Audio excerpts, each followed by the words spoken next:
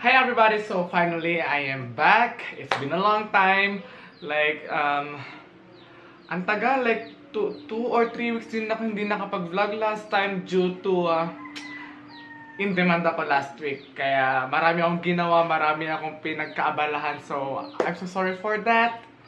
And yes, so for this video guys, hayaan nyo ako na bumawi naman and nag-survey ako dun sa aking Facebook account ko ng mga pwede kong gawin or kung meron kayong any request that you want me to do on this vlog. So, yun nga, may napili ako na isa. Okay, so yes, I'm thinking about my makeup tutorial about the Christmas Eve glam look. So, someone requested about sa look na yun, which is si Judea. Sabi niya na, pwede daw ba na medyo plum red or maroon or burgundy yung color motif ng aking eyeshadow makeup. So, yun ang napili ko. So, for on this video, a little bit challenging on my part because I am not an avid fan of that range of colors na kasi I'm into neutral talaga to begin with. If you are my subscriber before, you'll probably know na talagang I'm into neutral tone or color na eyeshadow. So yeah, I mean, this kind of color na medyo plum, reddish, or what you call that, or maroon. So this will be maybe a first time on my YouTube channel, so yeah. Okay, so before we start, please don't forget to subscribe on my YouTube channel, but to give me a thumbs up. So yeah, so without further ado, play my intro guys.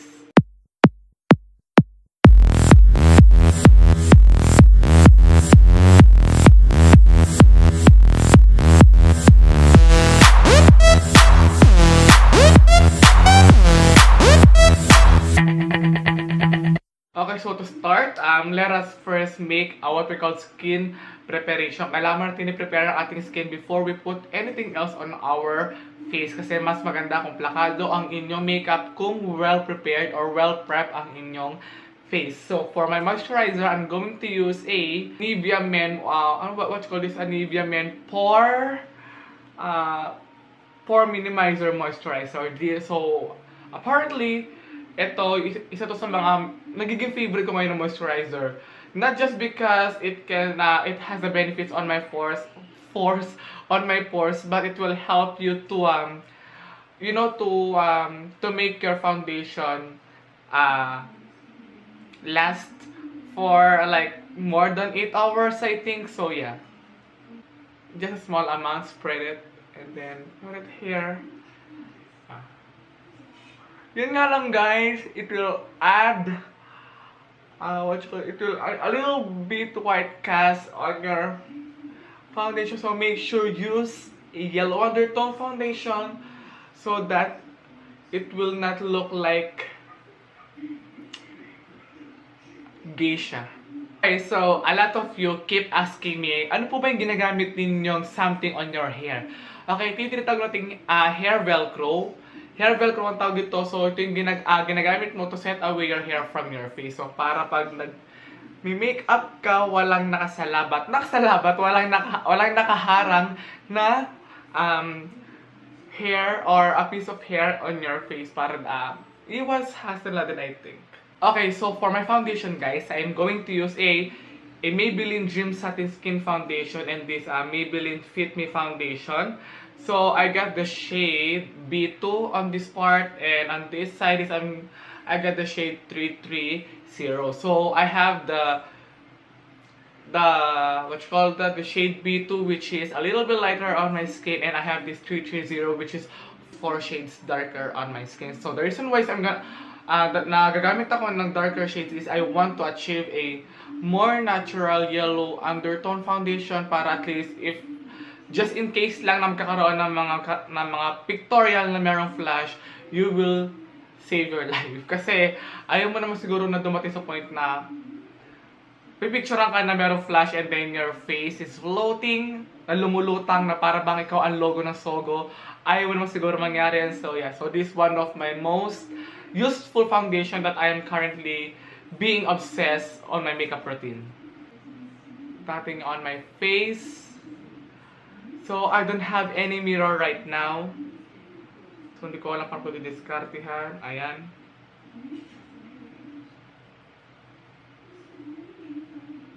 Do I need to zoom in pa ba, guys? Okay.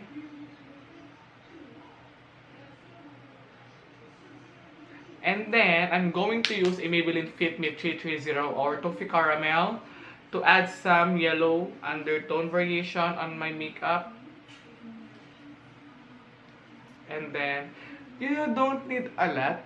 Pero sige, zoom in ko na kayo para ma-justify natin. Ayan, ganyan lang naman na kailangan nyo. You don't need a lot. Just a few dots on each part on your face, like on your forehead, both sides of your cheeks. Okay? Ayan nga. Isa pa sa reason kung bakit ginagawa ko to, siguro additional color correction na din itong ginagawa ko. Okay? And then, using a damp sponge, I'm going to blend the foundation together. The Maybelline Dream Satin Skin Foundation and the, what you call that, the Maybelline Fit Me Poreless in the shade 330 or Toffee Caramel.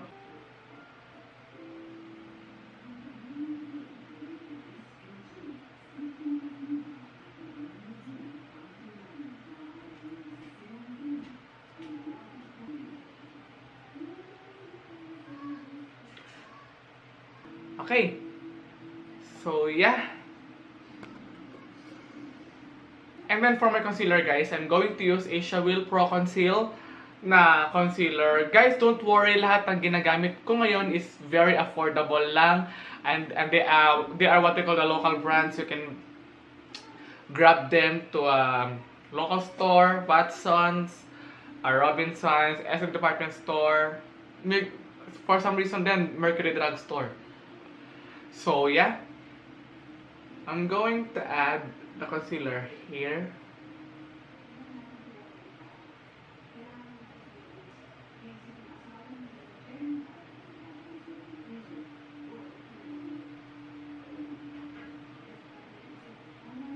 Forget your forehead, your nose,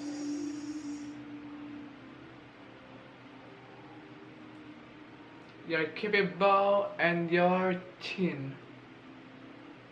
Ano nga ba ang purpose ng paglalagay ng concealer sa mga parting to?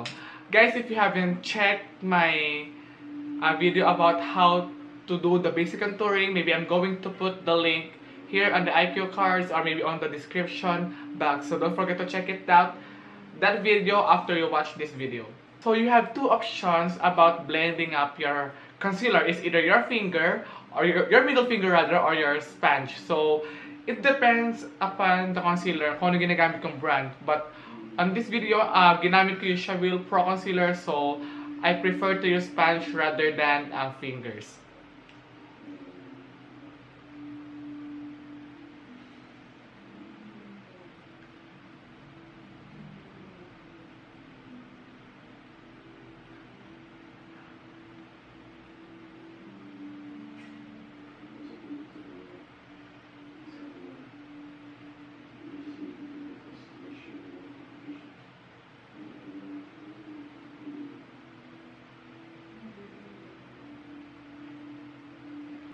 So for setting powder, or for the final powder, guys, or for a loose powder, I'm going to use a Nichido Final powder, and I'm in the shade Ivory Glow.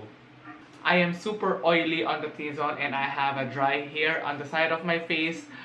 So kung matulog ko kayo medyo oily skin, well, probably baking is the key. So just put some loose powder over there. A generous amount of the loose powder.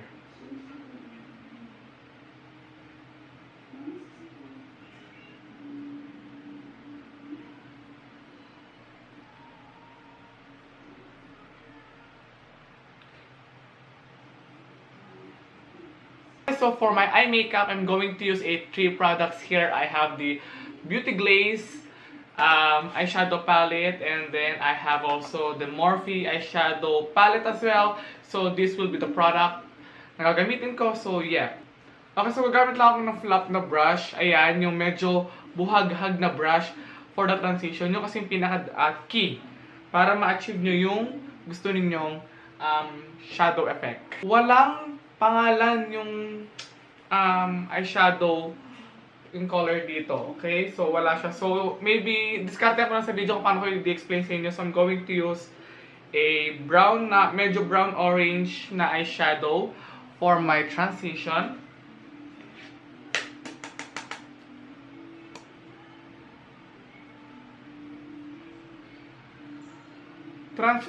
Transition kasi yung pinaka-key para ma-warm up yung inyong eyes but to achieve the glam look.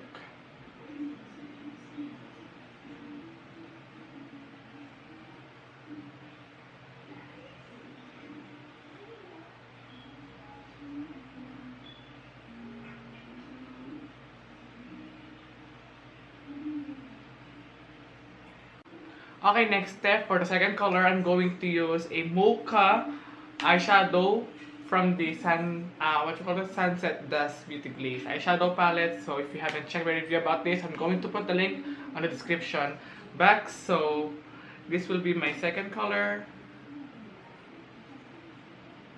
So sa eyeshadow, little goes a long way. Disclaimer pala guys, I'm not a professional makeup artist, so yeah.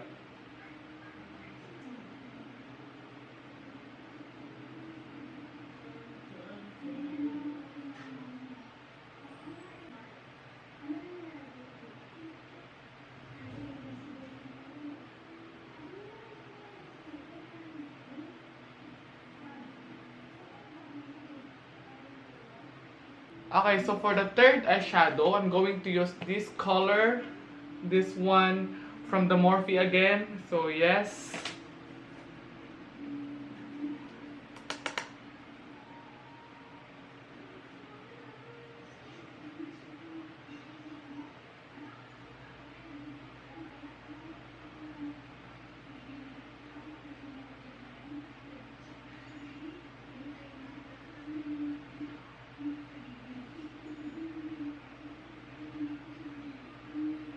Okay, next, for the last part of this eyeshadow, I'm going to use a Beauty Glaze eyeshadow palette. So I'm going to use the shade Almond, and I'm going to use a Real Technique Essential Eye Crease Brush.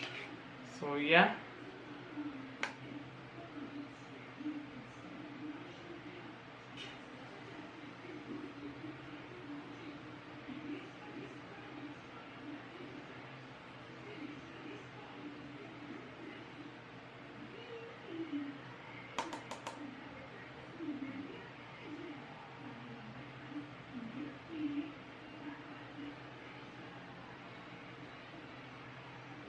And then don't forget on this part.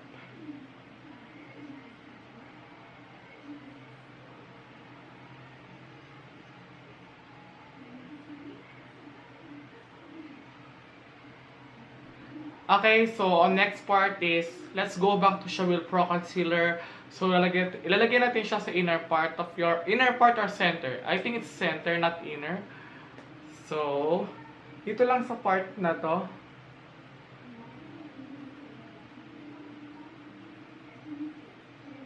Para meron pagkakapitan yung glittered na eyeshadow at para mag-pop up illusion din ng inyong eyes. Not too much, okay? Just a few.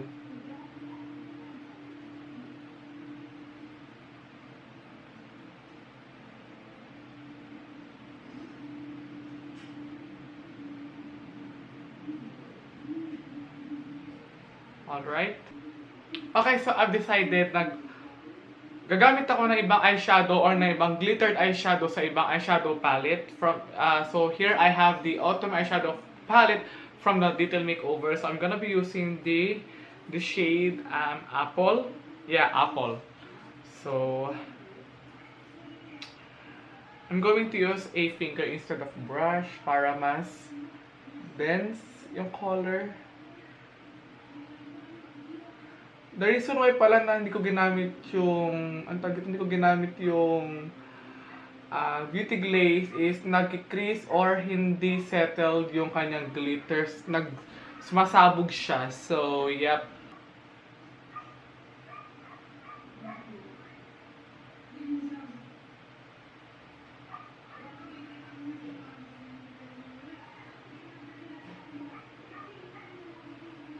Okay, so and then balik tayo doon sa brush kayo na ginamit ko.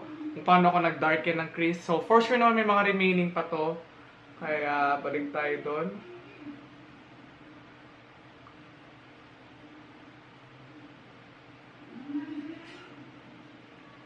Another glittered eyeshadow, which is this eyeshadow palette from the Autumn. Little Makeover again, which is Rye.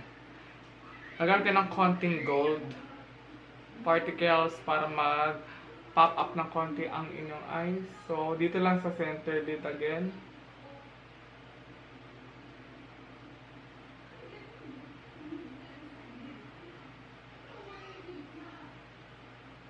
Okay.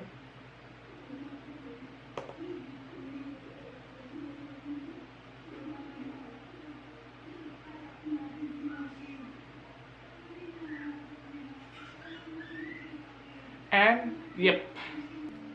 Okay, so for the liquid eyeliner, I'm going to use a Nichido liquid eyeliner. Yan, kasi ito meron siyang small brush, felt tip brush, para mas kontrolado ko yung kapal nung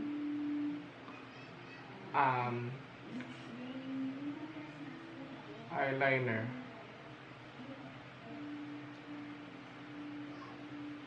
Okay.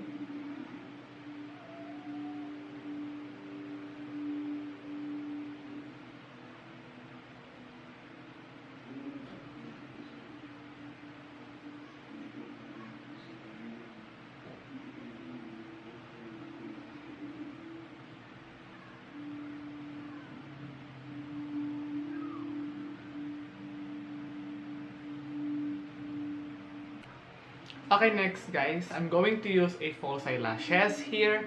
So, any false eyelashes will do basta yung vavavoom na parang ganito. Yan, pag ganyan yung false eyelashes, pwede na yung pang vavavoom na yan. So, yep. So, I use a Ashley eyelash glue color black. So, yep.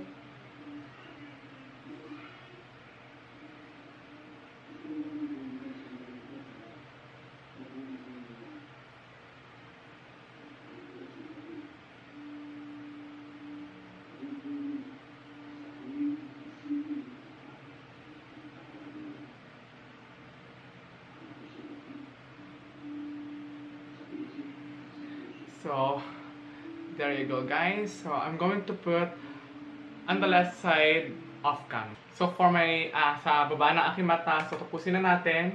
So, gagamitin ko lang yung neutral color or yung transition na ginamit kayo na sa taas. Yung pinakakauna-una akong ginamit na eyeshadow. And then, yung brown na ginamit ko. I don't know, sorry.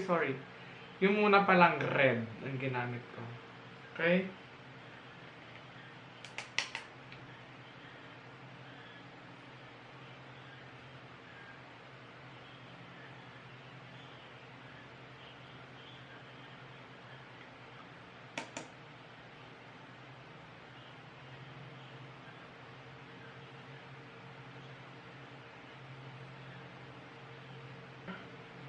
Brown.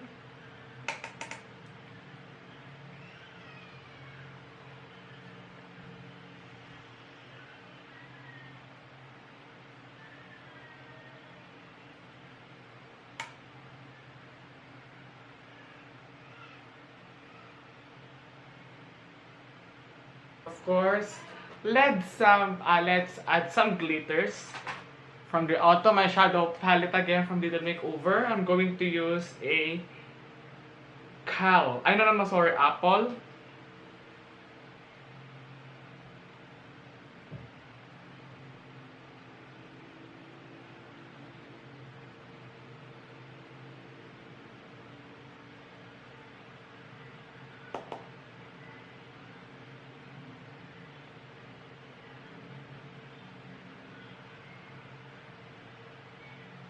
chinin. So, I forgot to use mascara pala. No? So, I'm going to use a Maybelline Hyper Curl Mascara. So, ito guys, affordable din siya.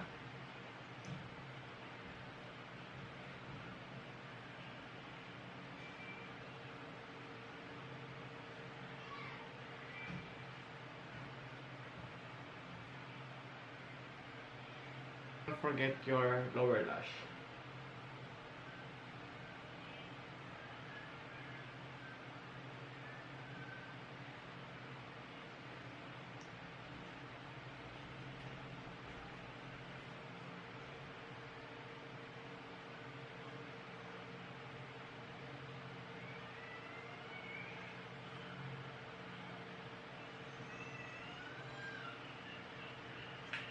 Conceal color, eyebrow duo, ayan, focus, why is it not focusing?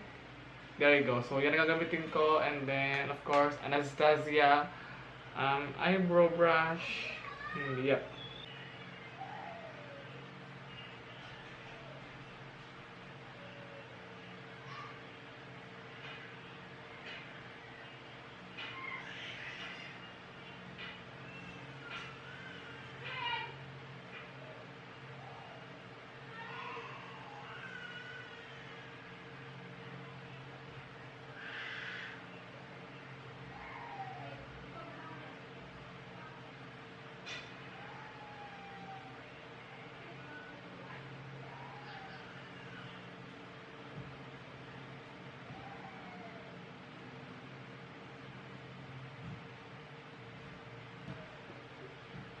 So usually dito, sa bandang harapan, hindi na ako gaano naglalagay ng product. So kung ano yung natitira dyan na sa product, yun na lang yung i-blend ko.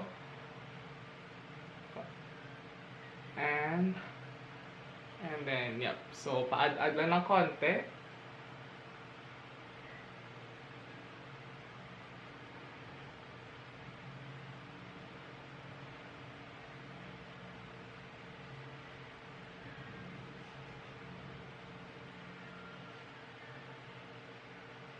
And then, so we're done. So I'm going to finish the left side again off cam. So pasensya na guys, para hindi na lang din mahaba itong video na to. Okay, next, so to set my brows, I'm going to use a Anastacia Beverly Hills Eyebrow Tinted Brow Gel Mascara. So I'm in the shade Brunette. So para maset na natin siya guys.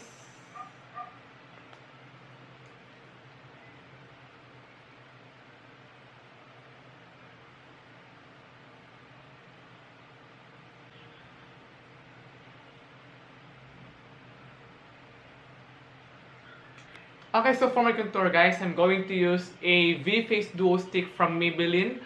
So I'm in the shade, hindi ko alam. Guys, if I wasn't able to mention the shade, just check the description box. Pakicheck na lang dyan yung mga shade na ginamit ko. So, yep. Let's do this.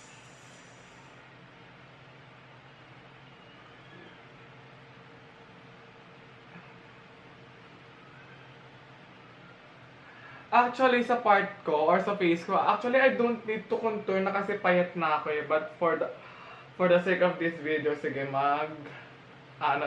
mag-contour para na din makatulong. And then, don't forget your nose.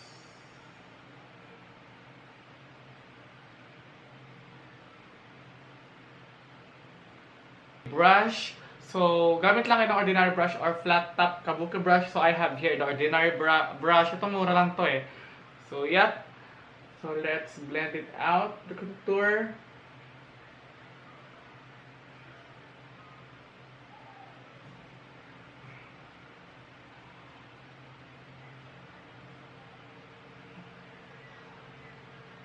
Time to set our contour using a Seed Color Contour Effects 1. So, gagamitin ko lang muna yung paghahalin ko yung contour at saka yung bronzer. So, dito a little goes a long way. Like, dahan-dahan lang.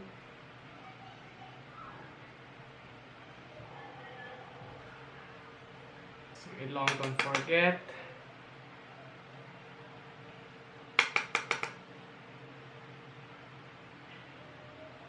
Use a blush. So I have here the Nichido True Colors Collection Powder Brush Blush, and I'm the shade Tomato. So, sa blush, let's make it ano lang, simple or settled lang kasi we're going to focus on our eyes para hindi gano'ng ma-catch up ng makakita sa atin yung blush.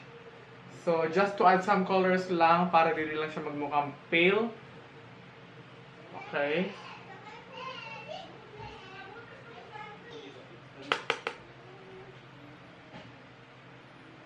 For my highlighter, guys, I'm going to use a Beauty Glaze again from Beauty Glaze, and I'm going to use the shade Cotton Candy Cream. So zoom in ko lang kayo rather para makita nyo ang pagka-transform.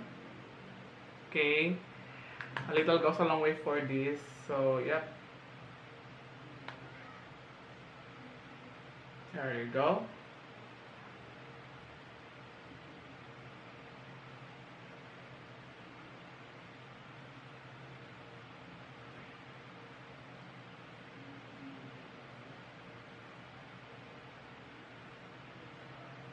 So, yan.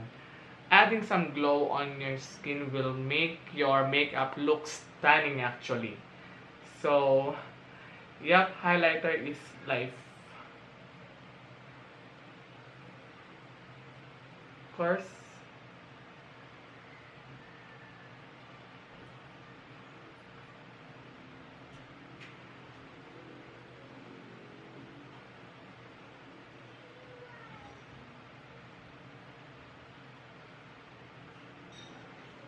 And then your cupid bow.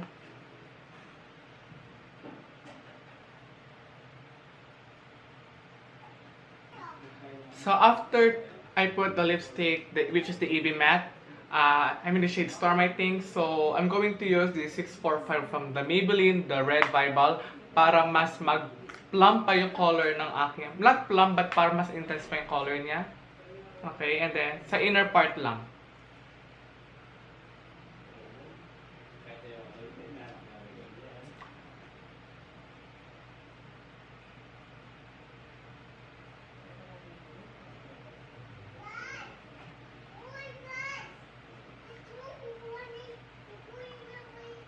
And we're done. So, iset ko lang mga dapat iset and I'll be right back.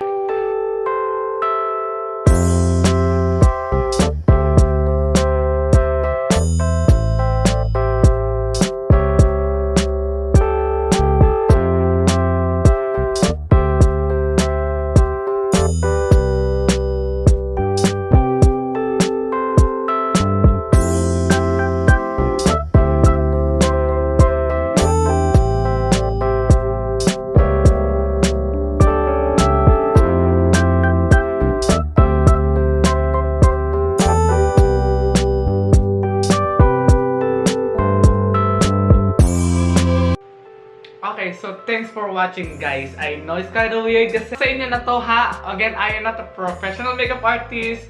It is still up to you if you're going to wear this on the Christmas Eve. But I think so naman kasi it's red. I mean, it is a touch of red, a touch of burgundy on your eyes. But it's quite heavy para sa mga baguhan or hindi sanay sa mga ganitong uri ng makeup. I think, yes, this is for now. Para sa video ito, please don't forget to subscribe on my channel, but to give me a thumbs up, and don't forget to follow me on my social media account, and see you on my next video. Bye!